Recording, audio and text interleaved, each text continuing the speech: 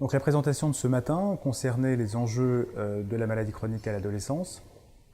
La présentation s'est réalisée en deux parties. La première qui concernait les enjeux de l'adolescence, à proprement parler, c'est-à-dire de considérer la transformation physique au niveau statural et pubertaire et la transformation psychodynamique, c'est-à-dire cette capacité d'individuation et de séparation, c'est-à-dire de devenir personne, sujet, et de se séparer de l'emprise parentale et de cette dépendance.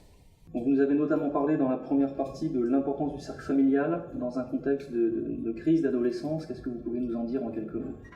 Donc les trois étapes effectivement du développement, c'est le cercle du corps, c'est-à-dire d'appréhender cette transformation physique, d'appréhender psychiquement cette transformation physique au niveau psychodynamique, et de modifier ce relationnel avec la famille, où il s'agit de se séparer de l'influence parentale, de se séparer de cette dépendance pour devenir sujet, et de façon, grâce à cette séparation, d'aller vers le cercle social de relations au pair des autres adolescents, avec lesquels l'adolescent va pouvoir créer des relations qui vont le construire au-delà de son histoire familiale.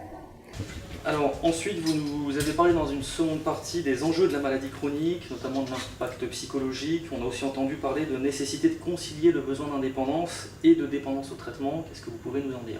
Donc la problématique pour ces adolescents malades chroniques, ça va être de concilier ce besoin d'indépendance, de mise à distance parentale et cet impératif thérapeutique, cet impératif de soins, cet impératif de surveillance médicale, qui vont devoir s'approprier progressivement au fur et à mesure que les parents leur laisseront l'occasion de se l'approprier eux-mêmes.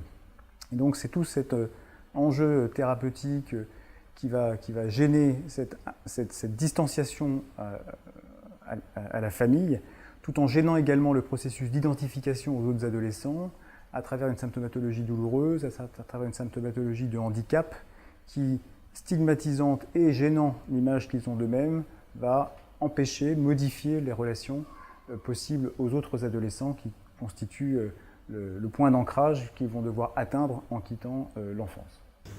Et enfin, donc rapidement, vous avez eu une question sur le déni de la maladie. Est-ce qu'il existe? Tout à fait, le déni de la maladie est une situation qu'on observe régulièrement. Elle correspond en réalité à une impossibilité psychologique de supporter cette information de maladie, cette nécessité de soins. C'est un processus d'adaptation qui est à risque de difficultés de prise en charge et de traitement, qui doit faire l'objet progressivement de réexpliquer et de faire entendre à cet adolescent la situation de façon à le mettre sur un projet de soins qu'il accepte, de façon à être acteur de sa prise en charge et de pouvoir convenir du soin dont il a besoin.